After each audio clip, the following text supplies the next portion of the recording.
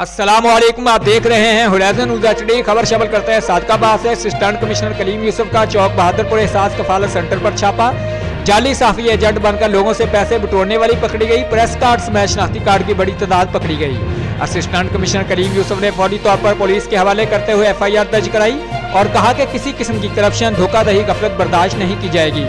इंतजामिया zonal manager Shahzad Naseer, assistant director Talha bin Aman के Hamra model high school का दौरा। असिस्टेंट डायरेक्टर तलहा बिन अमान ने एहसास कफालत सेंटर के अमला को सख्ती से हिदायत की कि किसी की 1 रुपए की कटौती हरगिज बर्दाश्त नहीं की जाएगी। ऐसे करने वालों के खिलाफ कानून हरकत में आएगा। असिस्टेंट कमिश्नर कलीम यूसुफ ने मोहम्मद नदीम हजाम नामी एजेंट एहसास कफालत सेंटर मॉडल हाई स्कूल के खिलाफ मुकदमा दर्ज करने का हुक्म दे दिया। मजीद कहा कि एहसास कफालत सेंटर के तमाम एजेंट अपना किबला दुरुस्त कर ले वरना जेल जाएं। किसी गरीब की हक तलफी बर्दाश्त नहीं करूंगा। रिपोर्ट मोहम्मद हमार रजा, इंचार्ज नुमाइंदगान हुरैज़न न्यूज़ HD।